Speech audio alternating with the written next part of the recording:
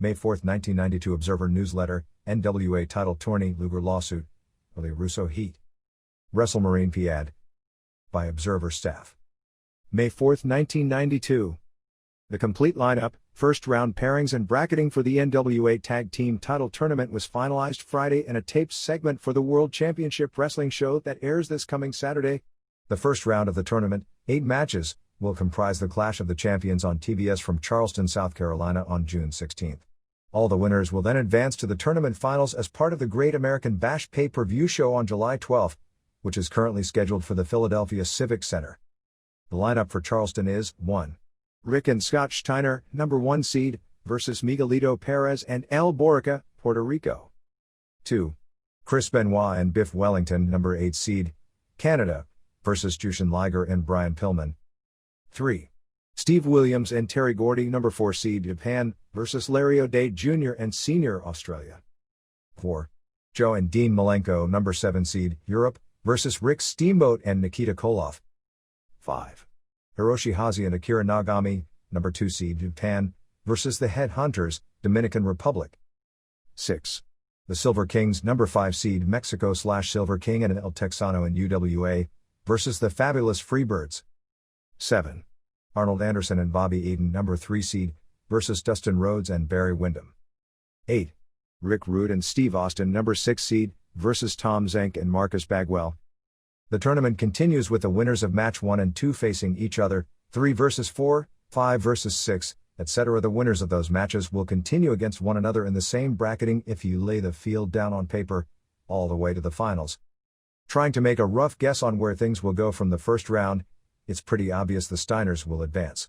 I expect Pillman and Liger to beat Benoit and Wellington, with Wellington doing the job, but I'd do a cross-up upset and split Pillman and Liger up at the finish, with Benoit pinning one of them after their teamwork goes awry, so they'll heat up their feud. It would be better for them to work against one another for the title, heating up their program at the Bash pay-per-view than as a tag team against the Steiners in the guaranteed loss position. Williams and Gordy are a pretty clear winner in what should be the most one-sided and fastest match. My feeling is the O'Days are being brought in simply for political reasons, since Larry O'Day, who is in his early 50s, is one of the members of the NWA board. Malenkos may have an interesting match with Steamboat, but I can't figure how they'll work with Koloff, since Koloff can't really wrestle and that's all Joe Malenko can do is wrestle, but expect Steamboat and Koloff to advance. Figure Hazi and Nagami to beat Headhunters and Silver Kings versus Freebirds to be the worst match because of style clashes. The match sounds too hideous to even think about, and I guess they'll put Freebirds over, but it wouldn't surprise me a bit either way. Anderson and Ayton versus Rhodes and Windham will probably one of the 2 best matches of the Clash, and figure the upset here with Rhodes and Windham going over. Figure Rude and Austin over Zenk and Bagwell as well. So we're looking at a quarterfinal round of Steiners versus either Benoit and Wellington or Pillman and Liger, Williams and Gordy versus Koloff and Steamboat, Hazi and Nagami versus Freebirds, or Silver Kings and Rhodes and Windham versus Rude and Austin. Predicted semifinals are Steiners versus Williams and Gordy and Hazi and Nagami versus Rhodes and Windham, and prediction for the finals is only that Rhodes and Windham will be there and lose to either Steiners or Gordy and Williams. Just as a prediction, whichever team hold the WCW Tag Team titles after the Steiners versus Gordy and Williams match on the June 20th pay-per-view show from Mobile, will lose in the semifinals in Baltimore, and the other team will win the NWA tournament, which sets up Gordy and Williams with one set of belts and Steiners with the others for a future major program, title versus title. Some notes about the non-WCW wrestlers who will appear on this show: height, weight, age, years of experience, real name. Miguelito Perez, 6'1", 250 pounds, 28'6". Jose Perez Jr., son of Miguel Perez, who held the World Tag Team title in the Northeast with Argentina Rocca in the late 1950s and sold out Madison Square Garden many times. A solid, but unspectacular worker. Works for the WWC in Puerto Rico, where he currently holds the Caribbean heavyweight title, along with regular tours for Wing in Japan and the UWA in Mexico. Held the WWC and Caribbean Tag Team titles with Hurricane Castillo Jr. on numerous occasions before Castillo turned heel and then quit the WWC for the rival AWF. El Borica, no idea who this wrestler is. Best guess is it's the wrestler who works as El Bronco number 1 for the WWC, and held the WWC Tag Team title with Invader number 1 for much of 1991. If so, I've never seen him and have no idea of his ability level. Chris Benoit, 5'9", 222 pounds, 24'7", probably one of the top 10 workers in the world today. Lives in Edmonton but wrestles almost exclusively overseas with regular stints under the name Pegasus Kid for New Japan at UWA in Mexico and under his own name for CWA in Europe. Current WWF Light Heavyweight Champion in Mexico. Grew up idolizing the Dynamite Kid, and is very similar in many ways and every bit as good as Kid was in his prime. Has had numerous Match of the Year caliber bouts with Jushin Liger in Japan, and this tag team match should be the highlight of the first round. Is one of 5 wrestlers in the tournament, Benoit, Wellington, Liger, Pillman and Hosey, who cut their teeth in the now defunct Stampede Wrestling circuit from 198,688. WCW is looking seriously at trying to sign Benoit for a full-time position depending upon how impressive he is at the Clash, so expect to see him at his best. Biff Wellington, 5'11", 220-27, 5, Shane Bauer, hailing from Lethbridge, Alberta, did most of his wrestling with Stampede until the group folded and has also worked for both New Japan and SWS in Japan. The question mark performer in what could be a Match of the Year caliber tag team match with Benoit, Pillman, and Liger. Wellington, who somewhat lacked charisma, improved to where he was a good performer in the Dynamite Kid mode after working regularly for a few years in Stampede Wrestling. Held the Stampede International Tag Team titles with Benoit. Wellington has worked little in the past 18 months because he politically found himself in Never Never Land.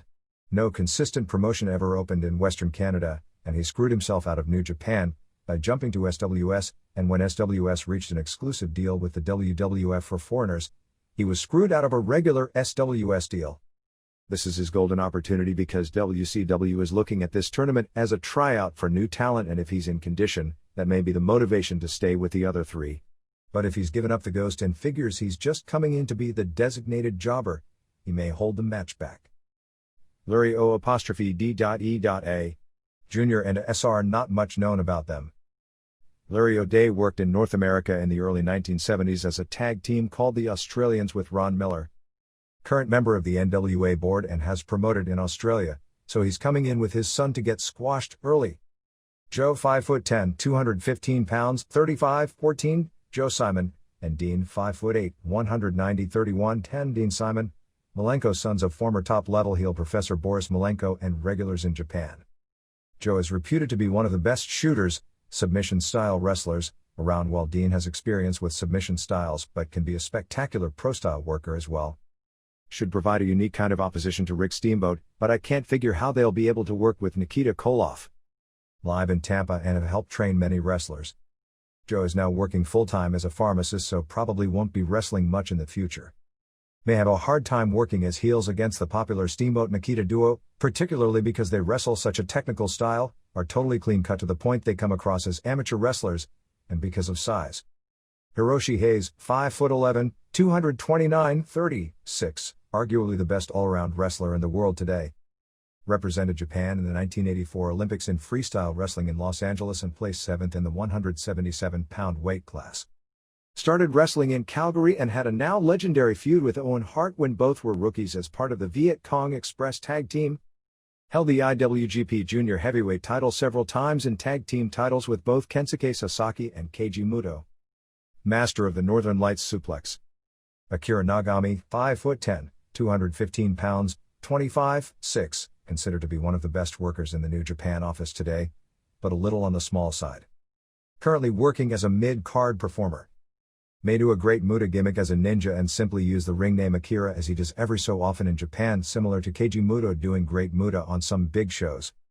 Held the IWGP Junior Heavyweight title in 1991. Wrestled Jushin Liger for the title twice at the Tokyo Dome before finally winning the title at Sumo Hall.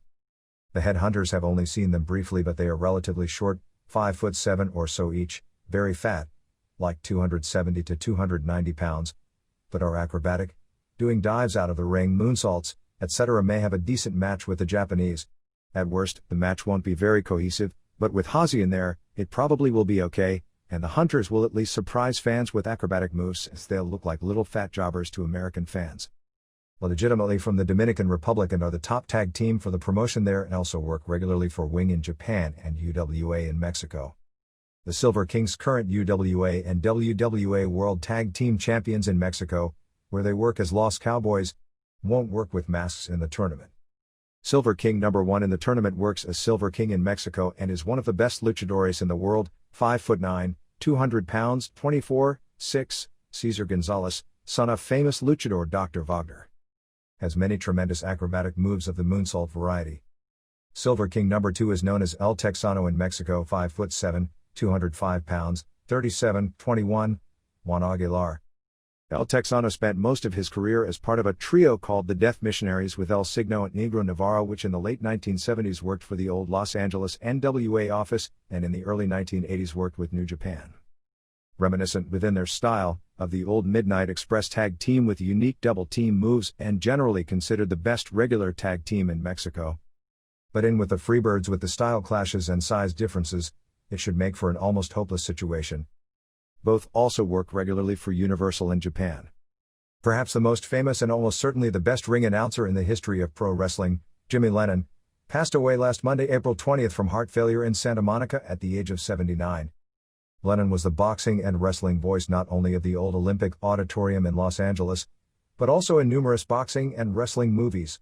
Lennon became the ring announcer at the Olympic in the late 1940s and gained fame from when wrestling was on national television in the early 1950s, and was the preeminent and most famous ring announcer through the mid-1970s when wrestling from the Olympic and boxing from the Olympic were both syndicated into many markets. He was best known for his completely distinct style with the Irish voice and flawless pronunciation of every boxer and wrestler, particularly those with Mexican heritages.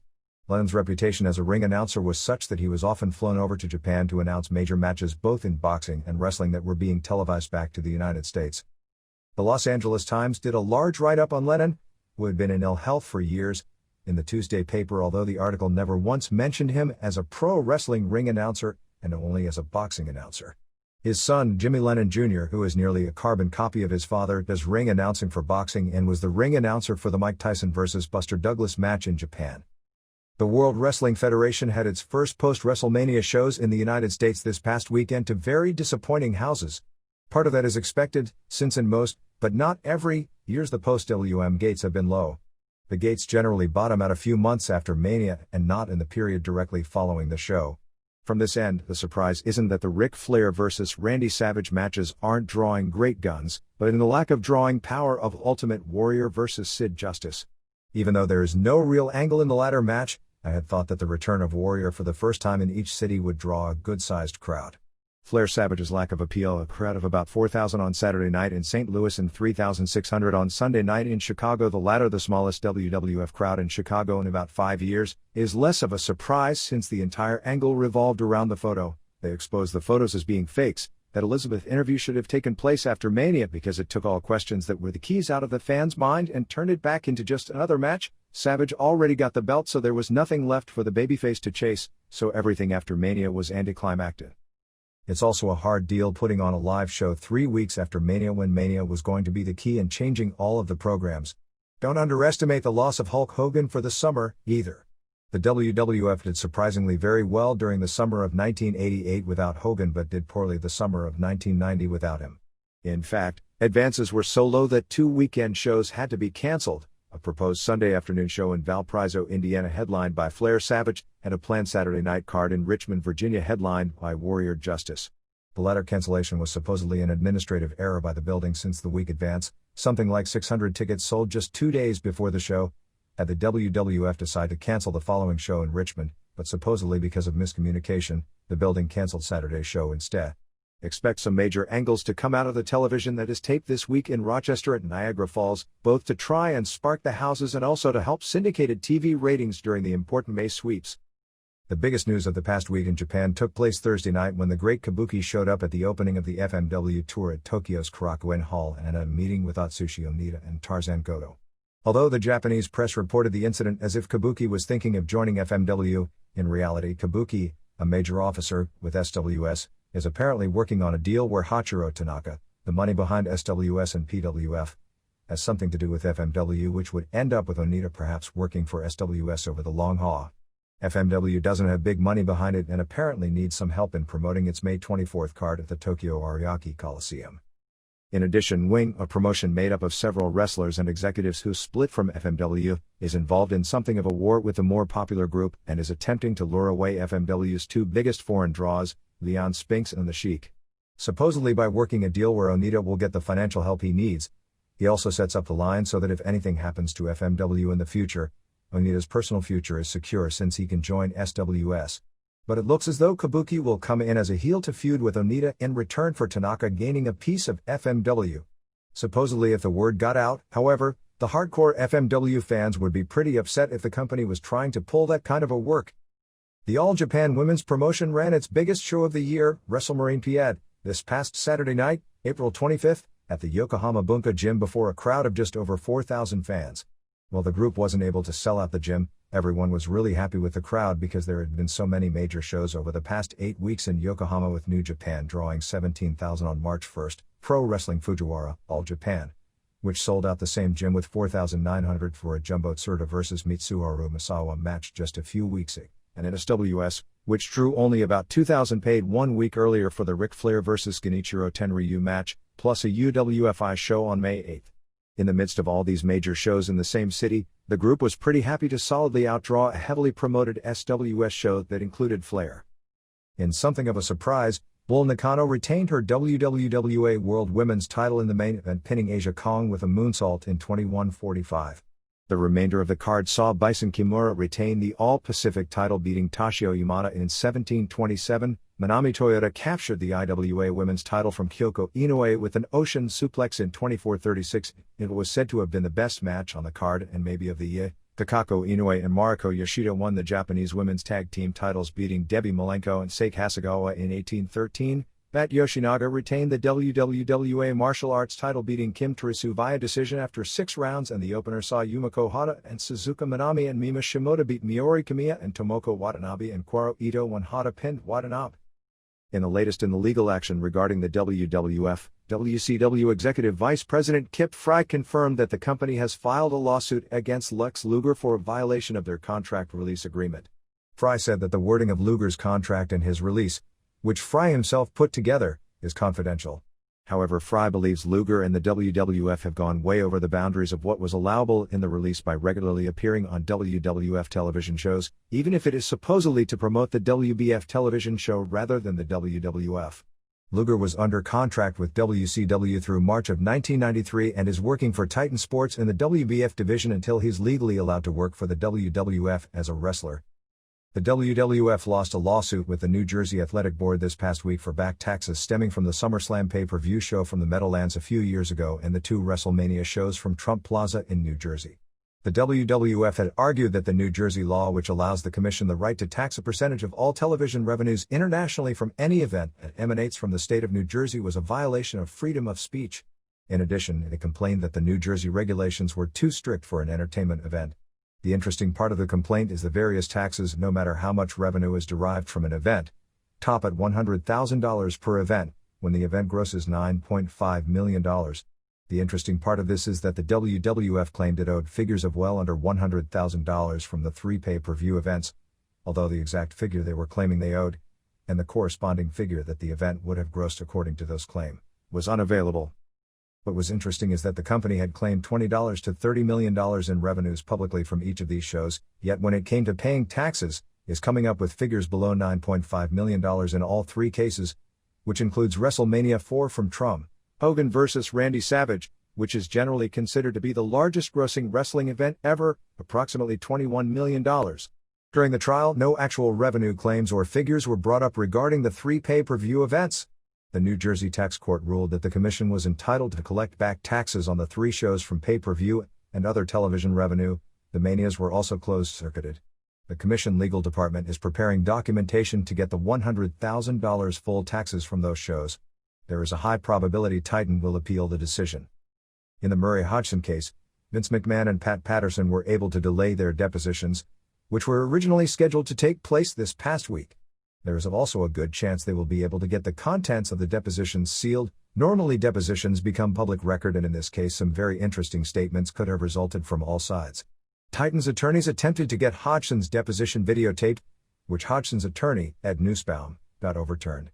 At last report, transcripts of Hodgson's deposition are expected to be made public record. A few of the questions we talked about last week have been either answered or made clearer. McMahon was apparently not telling the truth whatsoever when he claimed on Donahue that it had taken Hodgson 6 months to come forward. I found it amazing that he, McMahon, would even have the audacity to say that, Nussbaum said.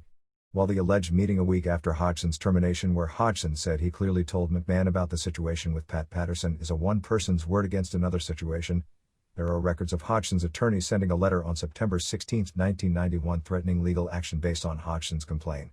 When Titan said it had no interest in settling the case, that also wasn't true since Titan arranged for settlement conferences in both October and November. As for the story about Hodgson asking for $160,000 the day of the Donahue show or else he'd appear, which McMahon brought up on the show and several in Titan have insisted while Hodgson vehemently denied it, there is a shade of gray. Apparently Hodgson's 2-year contract with Titan Sports was for $84,000 per year. If Hodgson at any time said he wouldn't settle for anything less than what he was owed in his contract, well, $160,000 is probably pretty close to that figure even if Hodgson never actually mentioned the figure the day of the Donahue show, and if Titan had no written record of SA. Like I wrote last week, this case isn't going to court because then everything becomes public record plus the actual trial would get substantial media publicity, even though both sides insist they want it to go to trial. That sounds more like posturing to attempt to bluff better leverage for the inevitable settlement. Michael Clark, the Canadian referee who appeared on the Now It Can Be Told piece, has gotten involved with attorney Robert Wolf of New York, who is making noises about a class action against Titan Sports based on what he claims is a pattern of racketeering. The A Current Affairs segment, as of press time on Monday, was scheduled to run this coming Thursday, which would be after most of you read this. I don't expect the segment to have any groundbreaking developments that haven't been reported elsewhere, particularly on the Now It Can Be Told piece. I also don't expect Titan Sports to cooperate with the piece. EMLL. April 17 at Arena Coliseo in Mexico City saw Akira Hokuto and Mita Atsuko Mita win 2 out of 3 falls from Lola Gonzalez and Xochitl Hamada, daughter of Gran Hamada, via countout in the third fall 2.5 stars. Kind of disappointing since the Japanese women played heel, so Hokuto wasn't as impressive as usual, but it still turned into a good match. Octagon Cheeto and Misteriosito and Mascarada Sagrada beat Piratita Morgan and Pequeno Pierroth and Espectrito in 1823 3 3/4 Stazer. One of the best midget matches I've ever seen and easily the best match on US television of the weekend. Los Brazos beat Angel Azteca and Volador and Misterioso 1 3/4 stars, and the main event saw Black Magic, Norman Smiley, beat La Fiera in a 2 out of 3 fall match clean with the Northern Lights suplex 2 1/4 stars. Los Medalicos Olimpicos, Oro and Plata and Bronce, won the State of Mexico Trios titles from Felino and Arcangel de la Muerte and Guerrero de la Muerte on April 12 in Naucalpan. April 19 at Arena Coliseo saw Atlantis and Anibal and Love Machine beat Blue Panther and Fuerza Guerrera and Jerry Estrada in the main event. It was Panther's first match back since his injury at the hands of Machine's Tombstone Piledriver 2 weeks earlier. The fans cheered Panther like crazy against Machine even though Panther is the heel. This coming weekend's television has The Untouchables, Masker and Jacques Mate and Pierroth Jr. versus Canadian Vampire Casanova and Atlantis and Black Magic, Los Brazos versus Misterioso and Azteca and Volador and the New Destructors, Tony Arce and Vulcano and Rocco Valente versus IGA and Koga and Super Astro. Brasso de Plata said in the newspaper this past Thursday that he's dropped his weight from 309 to 287, but on a 5-5 frame, he still looks way too heavy. He said he's been ordered by his doctor to lose another 45 pounds. He either was having severe chest pains between falls on the April 17 show or was working a gimmick off his current publicity, because he really looked in rough shape.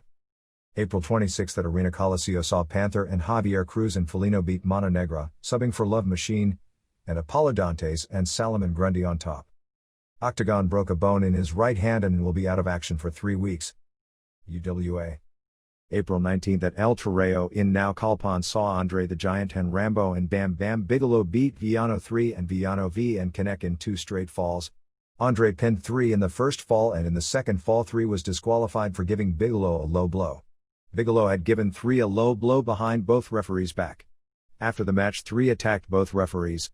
Underneath, Los Cowboys, Silver King and El Texano, and Canadian Tiger, Mike Lazansky, beat the Headhunters and Fishman via DQ when one of the Headhunters gave Texano a Tombstone Piledriver, which are banned in Mexico. Texano sold it big time, being stretchered out and taken to the hospital. Also the Death Missionaries, Black Power 2 and Negro Navarro and El Signo beat Fantasma and Villano I and Villano 4, Super Raton and Super Pinocchio and El Psicodelico Drew Scorpio and Scorpio Jr. and Cassandro and Katana and Celestial beat Gran Petronio and Ricky Boy. Andre's other matches were on April 23 in La Arena Pista Revolucion in Mexico City, teaming with Headhunters versus Texano and Villano 4 and 5, April 24 in Netsuwal Koyot for television tapings teaming with Bigelow and Dr. Wagner Jr. vs. Connect and Oscars and Villano 3 plus Los Cowboys defend the UWA tag team titles against Headhunters, and April 25 in Pachuca teaming with Bigelow and Rambo vs. Connect and Wagner and Enrique Vier. April 26 at El Torreo in Naucalpan saw Connect and Villano 3 and Villano V gain revenge, beating Andre and Bigelow and Rambo in 2 straight falls. In the first fall, Bigelow was disqualified for giving Connect a low blow. During the second fall, Bigelow held Connect for Andre to deliver a clothesline, but Connect moved, Bigelow got hit and Connect pinned him. Bigelow got a chair and pounded on Andre with it to turn Andre babyface.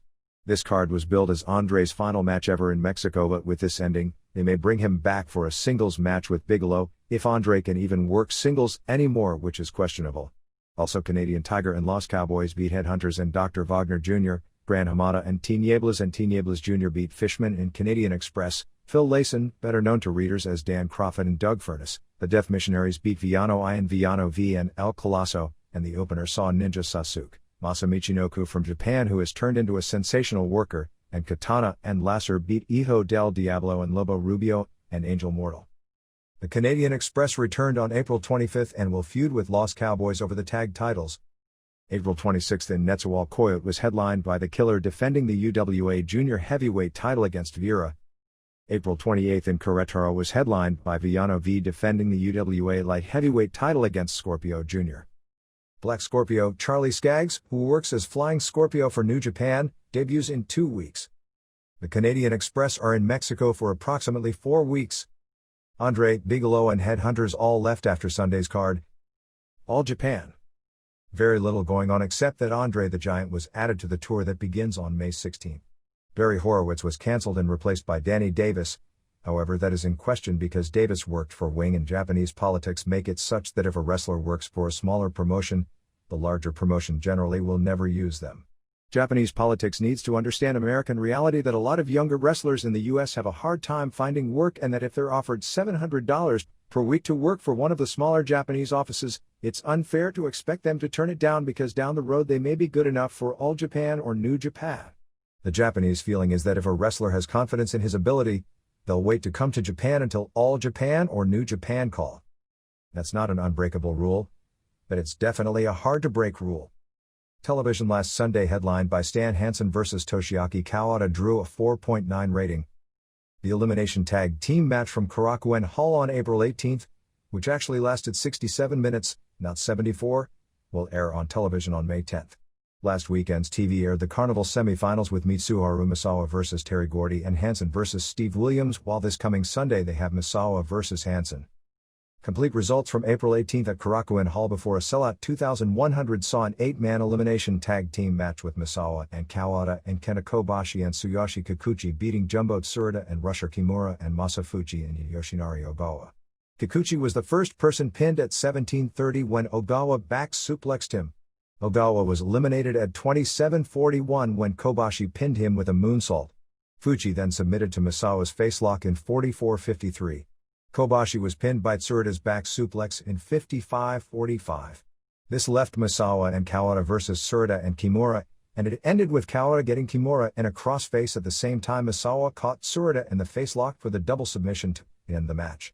Also, Giant Baba and Kimura beat Haruka Eigen and Motoshi Okuma, and Dan Crawford and Doug Furness beat David Isley and Master Blaster.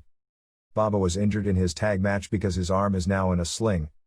April 19 at Korakuen Hall saw Misawa and Kawada and Kobashi beat Tsuruta and Fuchi and Ogawa, subbing for Baba, in 35:47 when Kobashi pinned Fuchi with the moonsault plus Crawford beat Satoru Asako, Furness pinned Kikuchi and Okuma, and Eigen beat Kimura and Mitsuo Momoto. Final Carnival Tournament standings. The Block 1 Misawa 8-0-1-2, Tsuruta 7-0-2-3, Gordy 7-1-1-4, Johnny Ace 6-3-5, Masafuchi 5-4, 6, Furnace 4-5, 7, Giant Kimala 2-3-6, 8, Kikuchi 2-7, 9, Master Blaster 1-8, 10, Joel Deedon 0-9, mainly injury forfeit losses. B Block 1, Henson 9-0-2, Williams 7-1-1, 3, Kawada 6-3 and Spivey 6-3, 5, Kobashi 5-3-1, 6, Crawford 4-5 and Tao 4-5, 8, Ogawa 2-7, 9, Isley 1-8, 10, Billy Black 0-9, Miss Tour, all forfeit lossa. New Japan. Hulk Hogan is scheduled for a meeting to discuss the proposed deal next week in Okinawa with Masa Saito. The Japanese claim Hogan has led them to believe he's going to agree to the deal, although politically there would be problems with it since the SWS has an exclusive contract with WWF talent and Hogan is the main WWF talent. While this isn't finalized, expect the NWA tournament in August to air in the United States in the form of a mini pay-per-view show similar to the Japan Super Shows. WCW is going to send the announcers to Japan to announce it live rather than do in-studio voiceovers after the fact. The top of the Super Junior Tournament Championship match takes place this coming Thursday night at Sumo Hall. Best expectation from this end is for Jushin Liger to lose in the finals to either Samurai Norio Oniga or Pegasus Kid to set up a match for Liger's IWGP Junior Heavyweight title on the Big Show May 17 in Osaka. Television taping show aired this past Saturday on April 21 in Kanazawa drew a sellout 3,450 as Keiji Muto and Shinya Hashimoto beat Tony Halme and Bad News Allen when Muto pinned Allen with a moonsault in 12:13. Hiro Saito and Super Strong Machine beat Riki Choshu and Takayuki Iizuka via Diki. Masachono pinned Tatsutoshi Goto, Akira Nagami and Hiroshi Hazi, doing a television tag match to send footage to the US for the NWA tournament previews, beat Scott Norton and Larry Cameron when Hazi pinned Cameron. Liger pinned Oniga. Negro Casas pinned Pegasus Kid. Samurai pinned Eddie Guerrero, Kunyaki Kobayashi and Shiro Koshinaka beat Flying Scorpio and David Finlay and prelims. New Japan scheduled some shows at Queen Elizabeth Stadium in Hong Kong on August 18 and August 19, which is only a few weeks before the WWF has a show booked in the same stadium, which should make an interesting attendance comparison. The April 18 television show headlined by Muto and Chono and Hashimoto vs. Halme and Norton and Allen drew a 4.6 rating. This coming Saturday's television show was taped on April 26 in Oita before 3,180 as Choshu and Hazi and Iizuka beat Machine and Goto and Saito when Iizuka pinned Saito, Halme and Norton beat Hashimoto and Kimura. Chono and Nagami beat Allen and Masanobu Kurisu. Muto beat Cameron via submission with the Dragon Sleeper. Koshinaka and Kobayashi beat Scorpio and Samurai. Liger pinned Finlay. Oniga pinned Pegasus Kid and Koji Kanemoto pinned Casas in a major upset. April 23 in Wakayama drew 2,800 as Choshu and Chono and Kimura beat Cameron and Halme and Norton when Choshu pinned Cameron with a lariat. Machine and Goto upset Muto and Hashimoto when Oniga and Saito interfered and caused Hashimoto to be pinned. Iizuka and Nagami beat Oniga and Saito. Hazi and Osamu Kido beat Allen and Kurisu. Pegasus Kid pinned Liger. Samurai pinned Finlay, Casas pinned Scorpio and Guerrero pinned Kanemoto. April 25 in Fukuoka drew 2,650 as Cameron and Halme and Norton beat Choshu and Chono and Iizuka when Norton pinned Iizuka. Goto and Machine beat Hazi and Hashimoto when Machine pinned Hazi. Nagami and Muto beat Guerrero and Samurai. Kido and Kimura beat Allen and Kurisu. Koshinaka and Kobayashi beat Saito and Oniga. Liger pinned Scorpio. Pegasus Kid pinned Kanemoto and Casas pinned Finlay. April 24 in Shimonoseki drew 3,060 as Muto and Hazi and Choshu beat Halme and Allen and Kurisu when Muto pinned Kurisu. Cameron and Norton beat Machine and Goto. Hashimoto and Chono beat Kido and Koshinaka. Iizuka and Nagami beat Liger and Pegasus Kid. Samurai pinned Saito. Casas pinned Oniga. Finlay pinned Guerrero and Scorpio pinned Kanemoto. Next tour opens on May 17 with a major show at the 14,000-seat Osaka Castle Hall headlined by Choshu defending the IWGP title against Muto, Liger defending the IWGP Junior title against whomever wins the tournament, unless Liger wins the tournament, in which case he'll defend against whomever finishes second. Halme vs. Big Van Vader, Hashimoto vs. Oz, Kevin Nash, and Chono vs. Machine. Other Japan notes. FMW opened up on April 23 at Tokyo's Korakuen Hall before a sellout 2,100 with a no-rope barbed wire death match as Horace Boulder and Sabu beat Atsushi Onita and Samba Asako in 14:05, Starman, Billy Anderson, and Centurion Tim Patterson beat Riki Fuji and Tarzan Goto. The Sheet DDQ The Shooter and Megumi Kudo beat Niwa Sato in a women's match. April 25 in Hamamatsu saw Onita and Asako beat Boulder and Sabu in a street fight. Mr. Ganasuke and Goto beat Sheik and Centurion and Fuji pinned Starman. Next major JWP show is May 23 in Yashio. The new JWP consists of 10 women and it's like PWF and UWFI where they pretty much have the same matchups all the time. Of the 10, the major names are Devil Masami, Cutie Suzuki, Plum Mariko, and Dynamite Kansai. The other 3 major names from the old JWP, Harley Saito, Rumi Kazama and Shinobu Kondori are trying to start up their own company which is tentatively scheduled to open in June. All Japan women are considering bringing in Terry Power as a regular with a push. For those considering heading to Japan for the NWA tournament, JWP has Korakuen Hall booked on August 9th, which is the day before the tournament opens.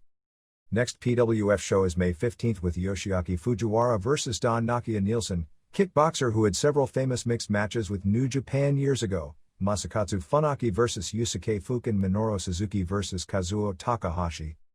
At last week's big PWF show at the Tokyo Coliseum with Funaki vs Roberto Duran, it was real obvious to even the kids at the show that Duran wasn't trying to hit Funaki. Fans booed heavily when the match was over, but Funaki's seconds, Fukin Suzuki, jumped into the ring like they were super excited and were hugging Funaki like beating Duran was winning the world title, so the fans forgot how bad the match was and pretty well went home without that bad of a feela.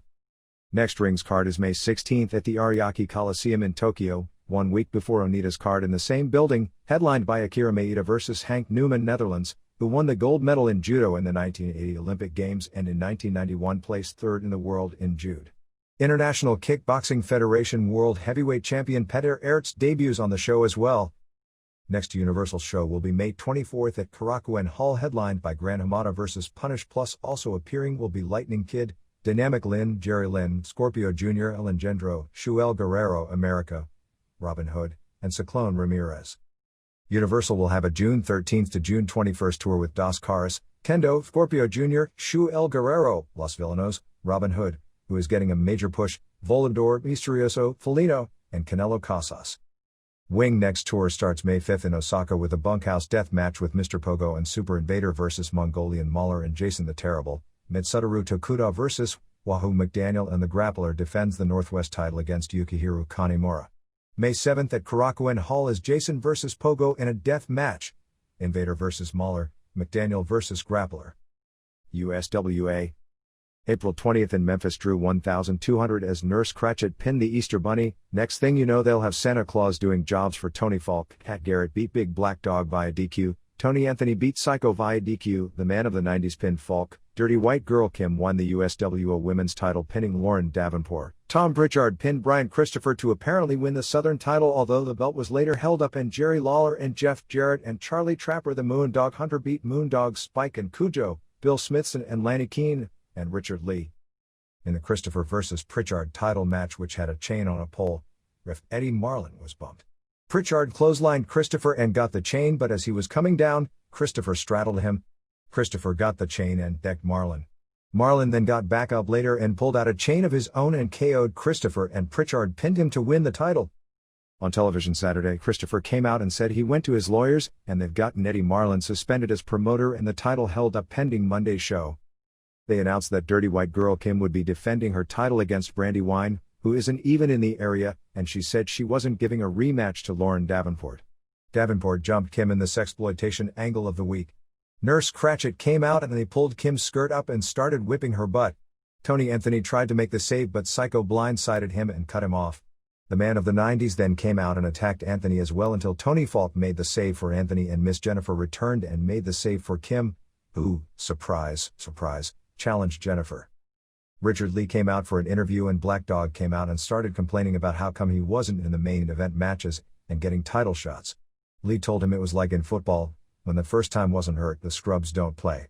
Black Dog wanted to know where he stood and Lee told him if he wasn't happy he'd give him $25 to take the Greyhound back to Louisiana. Guess where that one went? Moondogs, Spike and Cujo had a television match against Trapper, a 400-pound Mike Shaw lookalike, and Jarrett Lawler was out of town doing some charity work. Moondog spot Larry Booker ran in with Lee and it was 4-on-2 until guess who made the save using boards? If you didn't guess Black Dog, you weren't paying attention. Jarrett and Trapper then got on the phone to call Lawler if it was okay for them to team with Black Dog on Monday night. Falk later apologized to Jennifer and everyone, talking about how the sins of the flesh made him go after Lauren Davenport. They also did a television interview tape with Eric Embry, who is said to be blinded from the battery acid thrown in his face, and thanked all the fans for their concern. Later in the show, Davenport attacked Jennifer and started trying to tear her clothes off, but Kim made the save and before long everyone got involved. Anthony wrestled Man of the 90s on television, which ended in a heel DQ when Psycho interfered and Falk made the save. Pritchard and Anthony both appeared at the Smoky Mountain Wrestling tapings this past Thursday, so when SMW starts running, there is a pretty good chance they'll be leaving. Pritchard, in fact, already holds the SMW tag title. April 27th lineup in Memphis had Garrett vs. the intern Larry Arch, who debuted on television and was really bad, versus Spot, Psycho vs. Anthony, Kim vs. Davenport for the USWA Women's title, Man of 90s and Davenport vs. Falk and Jennifer, Christopher vs. Pritchard for the Southern title, and Muller and Jarrett and Trapper and Black Dog vs. All Three Moondogs and Mul. Global. Things are winding down here as April 24th at the Dallas Sportatorium drew 396 fans for a 4-match show. Johnny Mantell returned and pinned Chaz Taylor in the opener, Bill Irwin pinned the Viper, Terry Sims and Scott Putski beat Gary Young and Stephen Dane via DQ, with most of the match spent with the heels working on Sims' legit injured ankle. Give him credit for not taking time off with ligament damage from last week, and they were DQ'd for putting a chair to the ankle. Main event saw John Tatum and Rod Price and Eddie Gilbert beat Barry Horowitz and Mantell, subbing for No-Show Big Bad John and Angel of Death. The last 2 matches on the show went something like 40 minutes, but it was mainly stalling 40 minutes. In fact, the first lockup wasn't until the 10-minute mark, and the action never really started until the 20-minute call. At one time during the stall, Gilbert did a rib and wanted to bet Angel $1,000 that he didn't have the guts to tag into the match. Angel, of course, still hasn't been cleared by his doctor to return after the major knee injury suffered many months back from PN News. He's worked 3 straight weeks here in tag matches but has yet to tag into a match. Gilbert and GWF owner Max Andrews did get into a shouting match after the show because Gilbert in no uncertain terms told Andrews his company was going down the toilet. This may have been it for Gilbert. This group has to film 14 television shows in May to fulfill ESPN commitments with a smaller talent base than ever. They announced that on May 1st, all of the GWF titles would be defended. However, Gilbert, North American champ, isn't booked and may not even be back. Danny Davis, light heavyweight champ, isn't booked as well. The tag title, which is now held up, will be decided with Sims and Putski versus Dane and Young in a match that must have a winner. Also Sam Houston versus Viper, and if Viper loses he must unmask, and the Ebony Experience from Houston against Alex Porto and Sean Summers. Oregon. This doesn't sound right, but according to the info we've received, longtime jobber C.W. Bergstrom won the Pacific Northwest title from Ron Harris on April 21st in Vancouver, Washington at the TV tapings. After the match, Ron and Don Harris beat up Bergstrom and took the belt back and left him laying. In other results, Jesse Barr and Bart Sawyer beat Moondog Moretti and John Rambo. Mike Winner pinned Al Madrill and Steve Dahl DDQ Mike Miller. The crowds in Portland continue to be very small, although there were a few more than the usual 100 or so regulars on April 25th because kids were let in free. This group is negotiating to get on a cable sports channel in Portland. The Vancouver show airs on public access, but that would only be of minuscule value. Complete Portland results saw Mike Miller and Madrill DDQ Harris brothers in a main event battle of heels with everyone brawling all over the building and throwing chairs around, etc. Normally this kind of brawling in the stands is expressly barred by the commission, but since the building is empty, they weren't doing it near any of the fans. There were a lot of solid chair shots and ref Sandy Barr was taking bump after bump. Next week they'll do a rematch in a tornado match. Also Dahl pinned Colonel De Beers, but after the match Dahl was tied up in the ropes and De Beers spit on the American flag. Buddy Rose pinned Brickhouse Brown thanks to interference from De Beers. Sawyer pinned Winner and the grappler beat Rambo via DQ. Here and there. Former wrestler and referee John Bonello was sentenced to 18 months in prison, 360 hours of community service and 3 years probation on a conviction of hiring an undercover police officer who was posing as a hitman, not Bret Hart, to kill his wife. Bonello, 38, of Brampton, ONT, had worked independently during the mid and late 1970s and later worked for the WWF as a referee and refereed the Hogan-Orndorff match at Toronto's Exhibition Stadium before 69,300 fans in 1986 and on the WrestleMania 3 show at the Pontiac Silverado.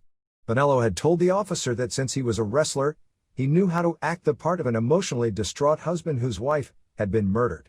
Psychiatrist Dr. Basil Orchard, I know some of you think I'm making this stuff up from the After Mags, testified Bonello's condition came from stacking 4 different types of anabolic steroids that gave Bonello a steroid psychosis and an air of grandiosity.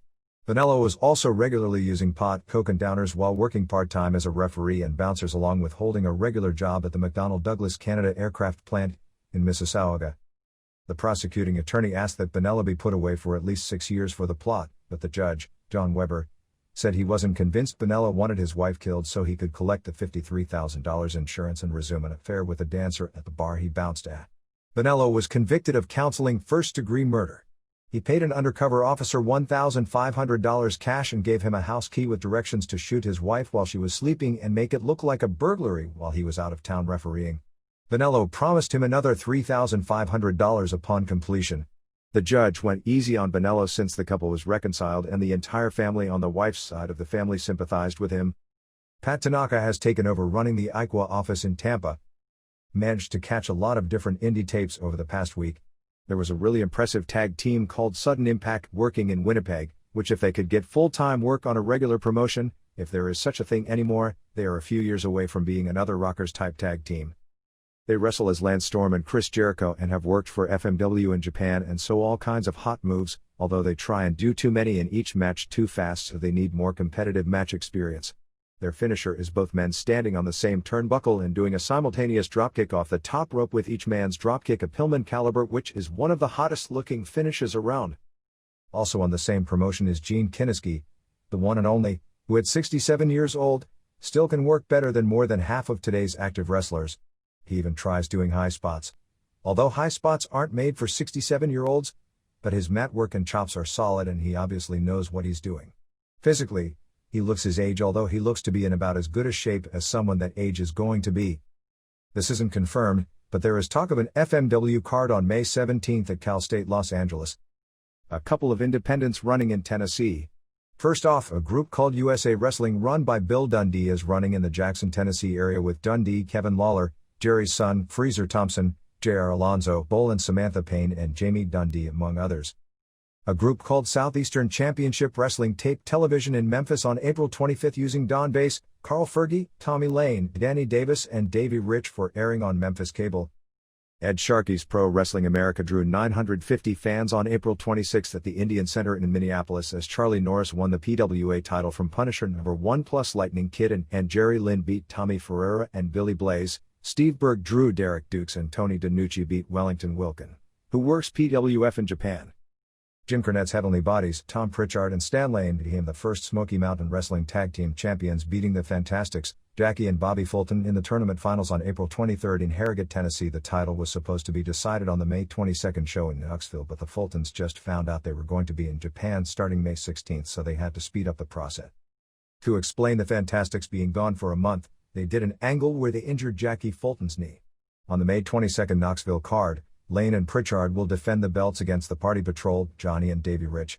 In other results from the taping, Joey Maggs pinned Ben Jordan, Robert Gibson pinned Barry Horowitz, Doug Furness pinned Joe Kazana, Tony Anthony pinned Jordan, Buddy Landell pinned Danny Davis. Landell won a $5,000 battle royal by eliminating Tim Horner after throwing powder at him, but afterwards the money was held up pending a singles match between the two because of how Landell won. Brian Lee pinned Anthony. Horner pinned Landell to win the $5,000, but Landell jumped him after the match, tore up the check and shoved it down his throat. Bob Holly, who is being groomed to be one of the area's top heels, has quit the wrestling business partially because he's a full-time welder and his boss was tired of him taking days off to drive from Pensacola to wherever this group and Buck Rodley's group ran shows. The stuff with Landell that took place at the taping was originally planned for Holly. Just saw Craig Johnson's final television appearance for Global and he seemed the most sincere and sad about saying goodbye at the end of the show as any announcer who I've ever seen get replaced. Probably because he was the most sincere when he bid his adieu. Congrats to Mick and Colette on their marriage over the weekend. Legendary St. Louis wrestling promoter Sam Mushnick was inducted this past week into the Missouri Sports Hall of Fame along with such names as Lou Brock. April 26 in Puerto Rico saw Rex King beat El Exotico. Louisiana Tigresa beat Sasha to win the WWC Women's title. Fidel Sierra beat Lale El Bronco No. 1 and Cyclone Salvadorino beat WWC Tag Team Champions Doug Masters and Ron Starr via Diki.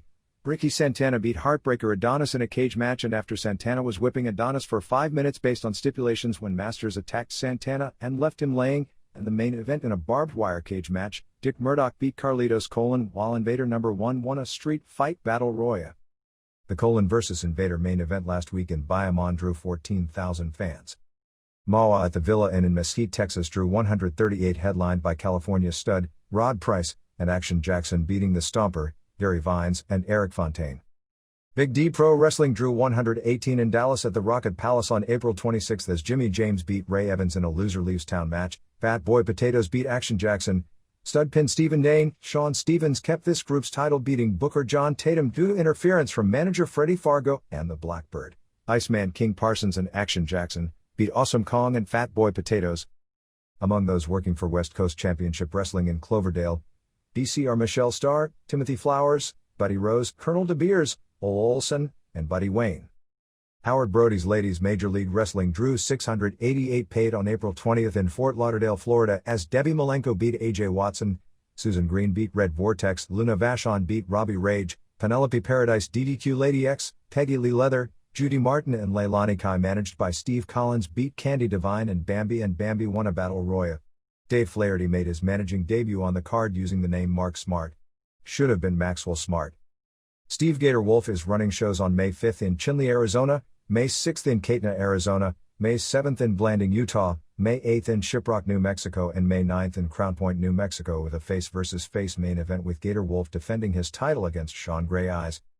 Indie shows on April 17th in Fort Dutchins, Utah and April 18th in Grand Junction, Colorado. Both saw Coco were Pin Honky Tonk Man in main events plus underneath wrestlers from California. Samoan Prince, James Iono, got a huge pop doing his fire dance. Jalisco Promotions drew 350 on April 26th at the All Nations Center in Los Angeles, as Capitan Oro and Piloto Nuclear and Piloto Suicida beat Al Marietta and Tornado Negro 2 and Superboy via Corin. It was said to have been an incredible main event. Next show is May 9th for a benefit for the victims of the Guadalajara explosion. Carlos Mata ran a few shows near Denver, Colorado using Los Angeles wrestlers Great Goliath, of Black Gordman and Goliath Tag Team fame, Superboy, Captain Oro, Kiss, etc. Kevin Von Erich, Kimala and Wendy Richter were among those booked on a tour last week of Lebanon, but instead of wrestling, they ended up being detained in the airport for 21 hours and having to fly home. Todd Gordon's Eastern Championship Wrestling on April 25th in Tabor, Pennsylvania before 425 fans as Wildman Belomo, Salvatore Belomo, won a battle royal, Jimmy Snuka won another battle royal, Mr. Sandman pinned Tony Stetson due to outside interference of Vivacious Vernoic. Pit Bulls beat Johnny Hotbody and Jeff Royal when Hotbody walked out on his partner. The finale was a match of the two battle royal winners to determine the first ECW champion, which was won by Snuka.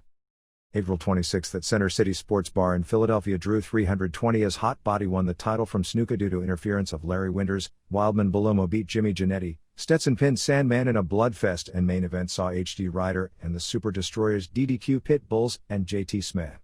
Next show is May 19th with Smith vs. DC Drake, Pit Bulls vs. Super Destroyers, Hotbody vs. Sandman and Jim Neidhart vs. Belomo.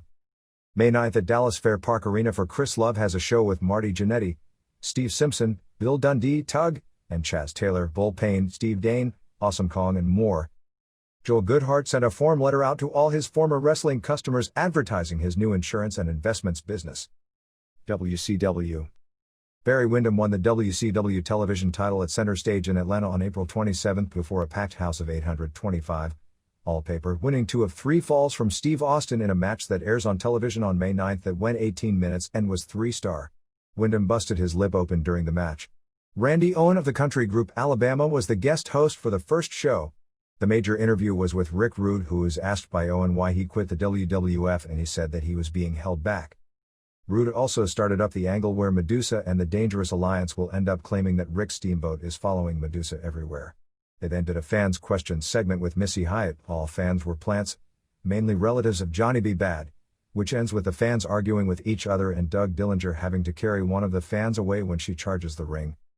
The main event on the May 16th WCW show was Scotty Flamingo beating Johnny B. Bad when in the third fall JT Southern hit Bad with a guitar 1 3/4 stars. After the match was over, Tom Zenk made the save for Bad, but he was getting beaten on as well until Brian Pillman made the save. They interviewed Pillman and Zenk together and talked about their title match tomorrow night, with Pillman playing subtle heel in the interview, and it wound up getting so heated they jumped into the ring to settle it until the refs and Mike Graham broke it up. Teddy Long was the guest host for this show. Long has been making a lot of public appearances in Atlanta, bringing different WCW wrestlers with him. Paul E. Dangerously and Rick Rude each signed 2-year contracts. Medusa and Eddie Gilbert have split. Our Next to the Anderson is being groomed as a single for title shots at Sting during the summer. While those would be potentially the best matches for Sting, the box office value is questionable, although at this point with the crowd WCW is drawing, it isn't so much the matches that are the determining point so much at the local promotion for the cards and television clearances. Jake Roberts will almost surely be coming in as soon as he can get a contract release from the WWF. There has been some mainstream publicity with Bill Fralick of the Atlanta Falcons talking about considering a pro wrestling career. I believe it made USA Today and newspapers in Atlanta and Pittsburgh over the past week. Fralick was guest host on the WCW show that aired Saturday. He certainly got the size because Nikita Koloff looked like a midget on the same interview set, legit 6'6" Freilich. But I don't foresee someone making $800,000 per year switching to a full-time wrestling career, but I can see the possibility of him being used as a gimmick attraction mystery partner type deal. April 23 in Bluefield, West Virginia drew a sellout 2,400 as Johnny B. Bad pinned Tracy Smothers, Marcus Bagwell pinned Diamond Dallas Page, Craig Valentine and TaylorMade Man beat Big Josh and Ron Simmons, Steiners double count out Arnold Anderson and Bobby Eaton. Rick Rude beat Rick Steamboat via DQ in a super match that went more than 30 minutes. Nikita Koloff pinned Big Van Vader when Harley Race's interference backfired, and Barry Windham and Dustin Rhodes beat Larry Zbyszko and Steve Austin in a bunkhouse match. April 24 in Hazard, Kentucky drew a sellout 2,500 as Taylor and Valentine beat Simmons and Josh 1 3/4 stars. Bagwell pinned Page 1 star, Bad pinned Smothers 2.5 stars. Koloff pinned Vader when Race's interference backfired 1 star, Anderson and Eaton double count out Steiners 3.25 stars.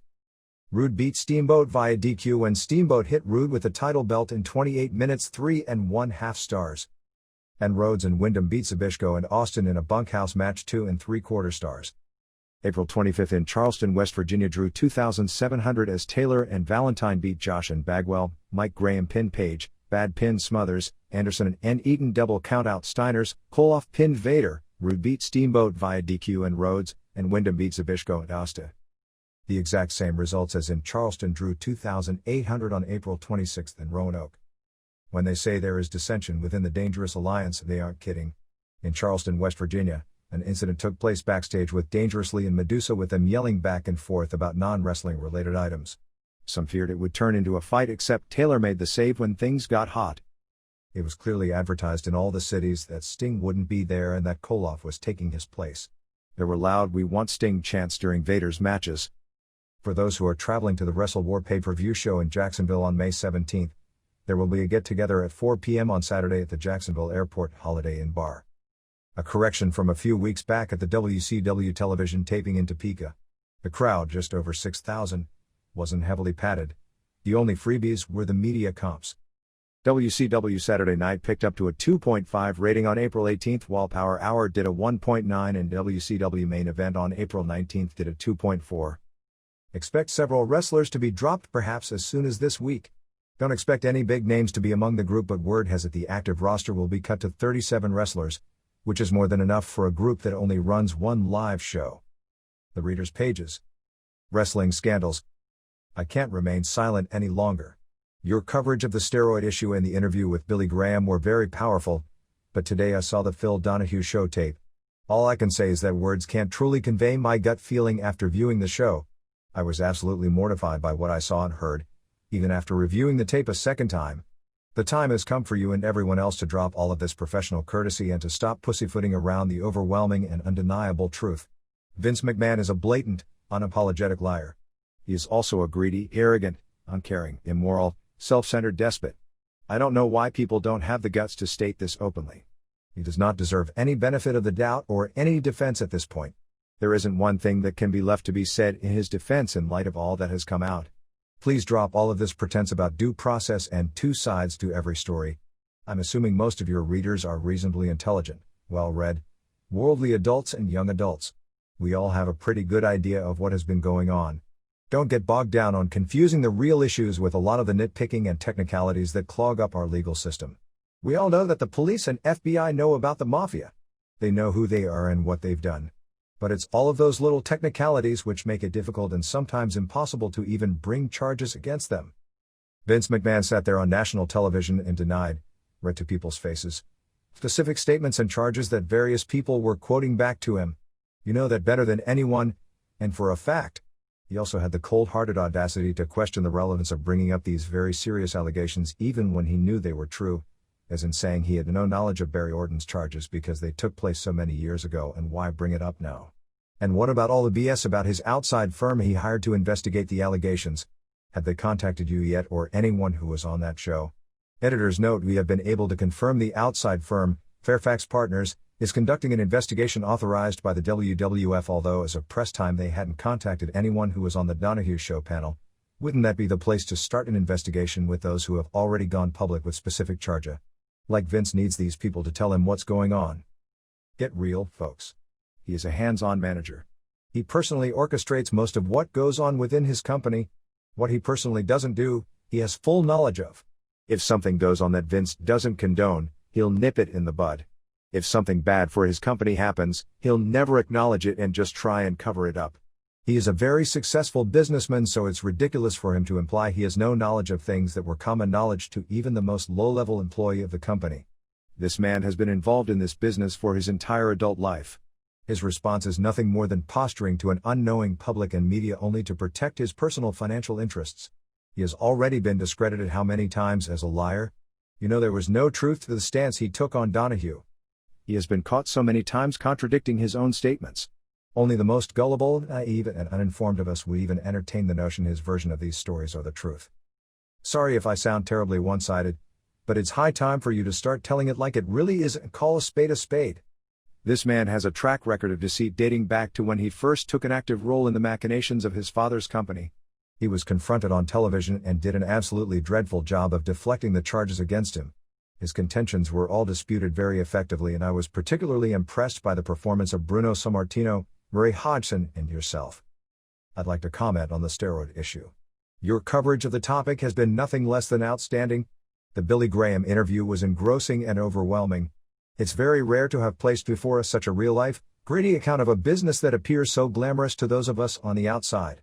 You find yourself torn between feeling sorry for him and saying, hey, you really screwed up. I think both viewpoints are valid because this isn't a black and white issue. I've read your points about how guys get lured and hooked on steroids and other drugs. This brings me to a letter published a few weeks later. A teenager wrote this letter and stated that he very much wanted to be a main event wrestler. He lifts regularly and even considered getting on the juice. But after being exposed to so much information in the Observer, he did a complete 180. He even began to talk to his peers, convincing them to stay away from steroids. But then, at the end of the letter, this kid says that the only thing that could make him go on the juice would be if it came down to becoming a main event wrestler. I waited for weeks, and to my chagrin nobody wrote in about his letter. Was I the only one bothered by this? He has strong convictions but then would still throw them away for a shot at success. He's already priming himself for selling both his convictions, his dignity and his health, and he was nowhere near getting into the business. If for whatever reason you begin to take drugs, the outcome and responsibility is your own. Don't bitch about it 20 years later. If the business you love requires you to do things you feel are wrong or dangerous, then make a choice.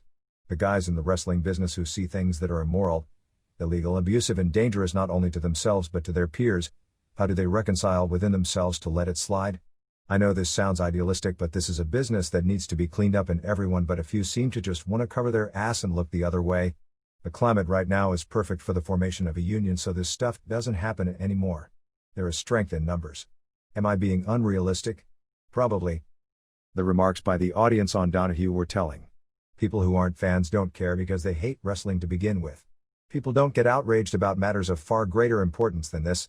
As far as wrestling fans go, the smart ones have known about this all along and are afraid to address it. The marks don't know about it and will try not to believe it. Scott Brooks, Philadelphia, Pennsylvania.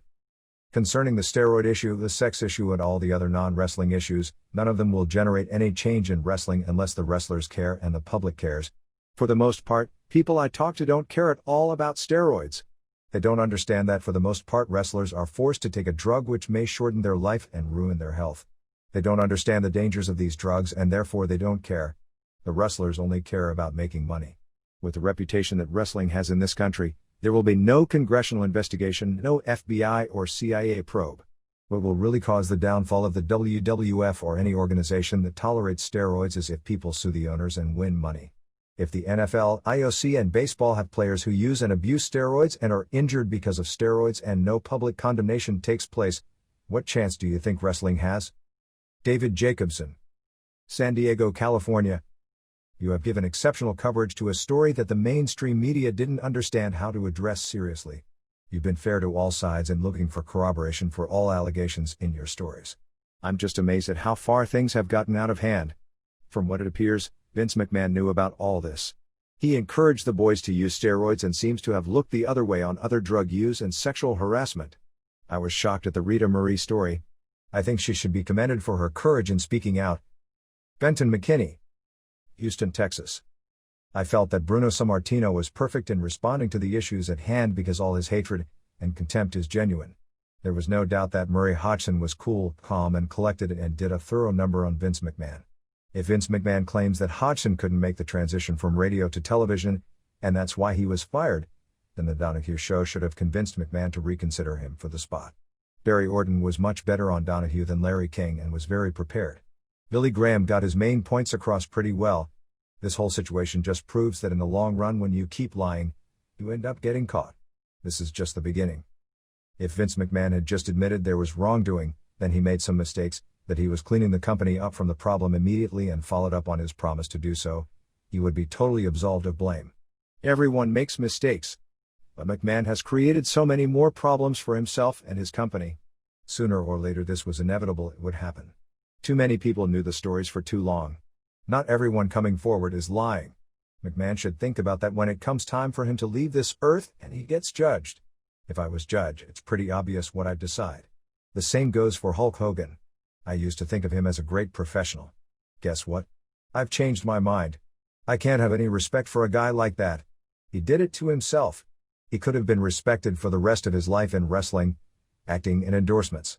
I myself have no sympathy for the man. If it's true about Hogan sometimes using cocaine before his matches, then it speaks volumes for him professionally.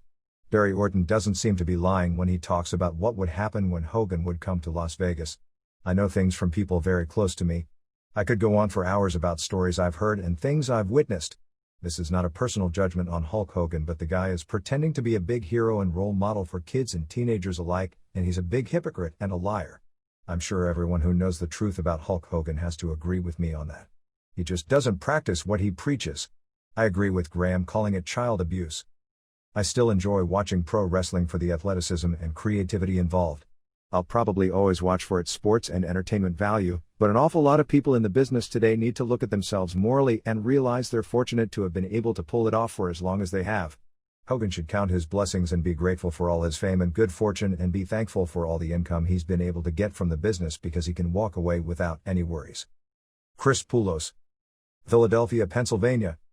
I almost let my subscription lapse because of your recent over-coverage of the WWF troubles. I'm hoping you will return to your previous style of entertaining coverage of pro wrestling. I agree with a recent letter which stated that you are becoming a newsmaker rather than a news reporter. Please let the WWF sex and steroids story die. It has received all the coverage it deserves. I wouldn't care if every wrestler in the world takes steroids. They are adults and capable of making their own decisions. I watch pro wrestling for entertainment, and that's also the reason I read The Observer. So let's get back to coverage of the matches and backstage maneuverings that make wrestling so much fun. Lonnie McLeod, New Glasgow, Nova Scotia. I find the coverage of the McMahon vs. Hodgson lawsuit most interesting. I hope it does go to a jury just to see the loser's reaction. Based on what I saw on Phil Donahue and have read in The Observer, it seems both sides are less than truthful. I believe Hodgson was fired for spurning Pat Patterson's advances despite Vince McMahon denying it. But I also believe Hodgson demanded the $160,000 the day of the show despite his denials, and the only reason McMahon didn't pull out the evidence is because he's saving it for the courtroom. Jim Thompson, Detroit News. Abuse of minors. As a state-licensed marriage, family, and child counselor, holder of a master's degree in counseling psychology, and having almost 15 years' experience in the field, I feel compelled to offer a few comments regarding the alleged child sexual abuse involving former Titan employees.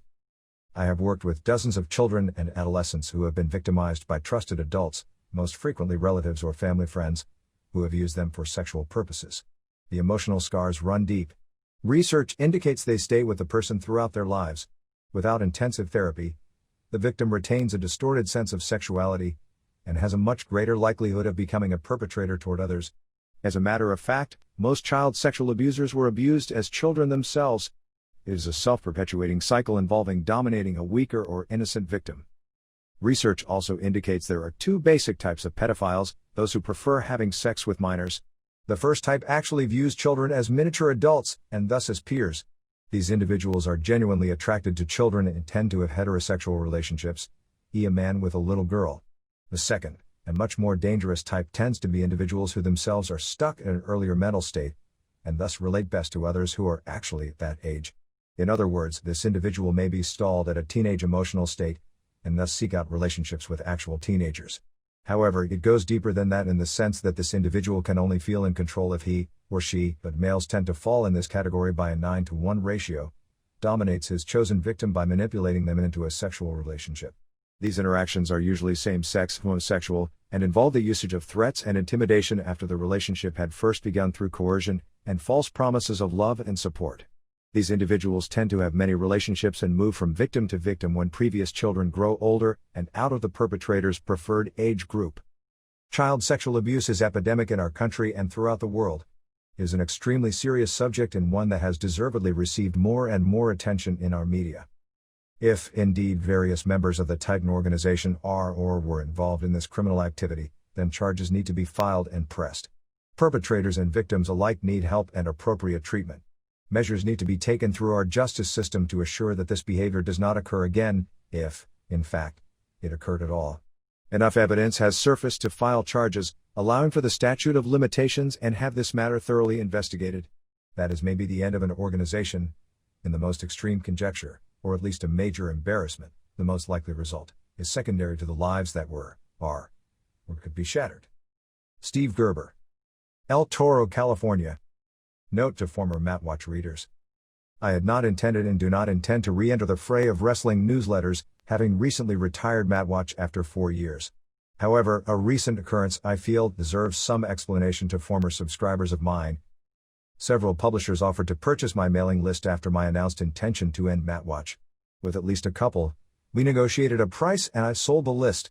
One of those was John Arezzi in an effort to help him launch his Pro Wrestling Spotlight newsletter. I had been a guest on John's New York radio show off and on for 3 years and have a tremendous amount of respect for John's journalistic efforts. I have never met Vince Russo, who is John's former partner in the venture who handled the financial aspects of John's radio and publishing output. John agreed to pay a specific price for the mailing list over a 10-month period, and I feel he would, and still will, live up to his end of the bargain. I have since learned Russo, in his recent split with Arezzi over whether to be nice to the World Wrestling Federation, who has taken control of the former Spotlight newsletter, took the MatWatch mailing list with him. I have received neither payment nor acknowledgement from Russo. In consulting an attorney on the matter, I was informed there would likely be a case for legal action against Russo. However, I was also told the expense would likely exceed my net gain. Had I known Russo had intentions of this split, I would have never agreed to the sale. Primarily, I want to inform all former MatWatch subscribers who may be receiving current issues of Pro Wrestling Spotlight that their names were obtained by Vince Russo without my sanction or permission. My deal was exclusively with John Arezzi and I would endorse any future venture in publishing he may attempt. Pro Wrestling Spotlight is now published by Vince Russo, has neither the endorsement nor approval of MatWatch, nor myself. Steve Beverly. Jackson, Tennessee. WrestleMania. Slight thumbs up to WrestleMania. There were some good surprises and some bad. The matches were for the most part entertaining. Best was Bret Hart vs. Roddy Piper and worst was Hulk Hogan vs. Sid Justice. As far as world title changes, Flair Savage blew away Sting Luger. Giving the title belt to someone who has tried like hell to retire for the past year and a half as opposed to a dedicated wrestler like Flair shows a lack of respect for the title. The build-up to the card was tasteless. Using sex to sell the only match anyone cared about when your company is being rocked by a sexual abuse scandal was in poor taste. I don't care how many times they said perhaps and possibly. The last 2 weeks were desperation trying to get people to buy the show because it was Hulk Hogan's retirement match. They mentioned it constantly and even did a tribute on the USA Network. When Hogan comes back, and it seems likely he will, the WWF is guilty of blatant false advertising. Matthew Wolfley. Dunkirk, New York. Definite thumbs down. There were only 2 decent matches on the card. Santana vs. Michaels was a major disappointment. The worst match was Money Incorporated vs. Natural Disasters and the best by a small margin was Flair vs. Savage. I was very disappointed to see Savage win the title. Although I've always enjoyed his matches, he seems to have slowed down considerably in the last year. Throughout this match, his timing seemed to have been off. Paul Lindstrom. Tarrytown, New York. Thumbs in the middle. The best match was Flair Savage and I was both surprised and disappointed with the ending. The worst was Money Incorporated vs. Disasters. The return of the Warrior was a great treat even if he is a horrible worker. I was also upset about Owen Hart vs. Skinner because they weren't given time to put on what they were capable of showing. Paul Ellering's debut was also a great treat. I want to cast my vote for the 2 worst promotional tactics of the year. The centerfold and retirement angles were both done to sell last-minute buys. and never followed up on during a show. That was a disgrace. Norman Connors. Pittsburgh, Pennsylvania. I was at WrestleMania 8 and it appeared to be common knowledge in the Dome that the Semi-Ultimate Warrior would be back. It may have appeared on pay-per-view that all of the ringside seats were full, but that wasn't true. I had third row. Yes, I paid $125 a piece for 2 tickets the day tickets went on sale, but there were 4 empty seats right next to me. I'm guessing a scalper got stuck with them. Scalpers were asking $250 for 7th row tickets the week before the event. This week McMahon said that Ric Flair faked the photos through a process called CTEXing. I work in graphic arts and am familiar with what a CTEX is. It's not a verb. CTEX is a company that makes high-end graphic arts workstations/scanners that sell for $750,000 and up, and are using in printing. Generally they are used for color separations and perform specialized tasks such as creating laps and traps, printing terms. Well, you could use this equipment to replace a figure in one photograph with that of another. The cost would be great, especially since you would have to clone parts of the background to fill the areas that Flair didn't exactly cover the space that Savage took. It is my semi-expert opinion that there were actually 2 separate sets of photos taken. John Lawson. Terre Haute, Indiana. Response from Dave Meltzer: 2 sets of photos were taken. While at WrestleMania, I really got a feeling for just what an impact WCW has on the wrestling world. During intermission, a man sitting behind me said to his family that Ric Flair was now in some real trouble. He concluded that if Flair didn't get his act together, he'd be sent back to wrestle on cable. Ch. 27. He went on to say that this guy from Ch. 27 was now a member of the WBF, although he had no idea the guy's name. WCW has a lot of work ahead of them if they are going to be the wrestling of the future. Despite the fact that a big part of the show made me wonder why I was even there, it wasn't a bad show. The WWF fans thought it was the greatest event in the history of wrestling. Why not?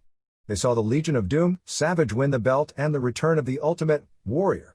That's not a bad day when you consider most of them would have gone home happy with just one of the 3. Last summer at the Bash, everyone left the show vowing to never attend another one. The difference lies in giving fans what they want versus giving fans what you want to give them. The unanswered "we want Flair" chants at the Bash show this. John Krollman. Amherst, New York. Response from Dave Meltzer: I've learned a long time ago that the difference between good and bad promoters isn't in giving fans what they want, but in the ability to sell the fans on what they want to give them. In fact, Paul Bosch in his unpublished book addressed that very subject and concluded that if you give fans what they want, you usually wind up with a disappointing house. The promoter has to know exactly what it is he is selling and have the ability to then sell the public on his concept and his direction. If you do your business by reacting to fans' whims, you'll never know where you're going next. WWF. Another credibility test of the WWF steroid program may be taking place as this is being written. We've had 3 different sources confirm that a major WWF star, and it is one who would be obviously suspected, attempted to falsify his test by using clean urine in a Visine bottle and was caught and was reported to the front office. This alleged incident was said to have taken place approximately 1 week before WrestleMania. By virtue of the rules, that should have meant an immediate 6-week suspension. Given who the alleged person was and his status on the show, nobody should even expect it to have been enforced until after Mania, rules or not. The WWF rules on the policy are that a testing agent is supposed to monitor all the urine samples to make sure there are no attempts at falsification. However, the wrestler did work over the weekend and in Europe with no sign of a suspension. But there were rumors flying late Monday, and with everyone at Titan in Niagara Falls for television, there was no confirming anything officially before press time. This is hardly etched in stone, but expect Mr. Perfect back in the ring around October. Inevitably he'll feud with Ric Flair, but probably not right off the bat. Perfect was a celebrity golfer at the Greater Greensboro Open Thursday and Friday. Del Wilkes has apparently backed out of the WWF in favor of working All Japan. For those wanting to plan things ahead, WrestleMania 9 is tentatively scheduled for a 27,000-seat indoor arena on the University of South Florida campus in Tampa. It's never been publicized, but I believe that's where Hulk Hogan went to college. But I'm told that is a very tentative booking and could easily be changed. Television ratings from last week saw Primetime Wrestling do a 2.5 rating on April 20th and All-American a 2.4 the day before. WBF Body Stars did an 0.7 rating for the 3rd straight week. April 25th in St. Louis drew 4,000 as Chris Walker pinned Bob Bradley, Tatanka pinned Colonel Mustafa, Natural Disasters beat Money Incorporated via countout with the same walkout finish as WrestleMania, better match than at Mania because of DiBiase going overboard to try and save it, which left the crowd with a real bad taste. Kerry Von Erich pin Skinner, pretty bad. Undertaker pin Papa Shango terrible, Berserker pin Virgil, Sergeant Slaughter pinned the Mountie and Randy Savage beat Ric Flair via DQ when the ref's back was turned and Savage hit the ref with a chair when Flair ducked, and when the ref got up, he raised Savage's hand thinking it was Flair who had hit him with the chair. Okay match. From all reports, Von Erich's stay at the Betty Ford Clinic did him a world of good because he's said to be like a changed individual. April 26 in Chicago, Drew 3600 as Walker pinned Bradley, Skinner pinned Jim Brunzell, sub for Von Erich, Undertaker pinned Berserker, Tatanka pinned Mustafa, Slaughter pinned Mountie, Natural Disasters beat Money Incorporated via DQ, Papa Shango pinned Virgil and Savage beat Flair via DQ. April 26 in Baltimore, Drew 3100. The crowd was only half as large as the last WCW show in the same building. However, with higher ticket prices and far less freebies, the gate for the WWF show was actually higher. Results saw Crush pin Kato, Nasty Boys beat Owen Hart and Jim Powers, Rick Martel pinned Tito Santana, British Bulldog pinned Repo Man, Bret Hart pinned Shawn Michaels, Legion of Doom beat Beverly Brothers and Ultimate Warrior beat Sid Justice via DQ. It is no coincidence that the WWF television shows are airing more and more clips of WWF stars doing charity work and interacting with children.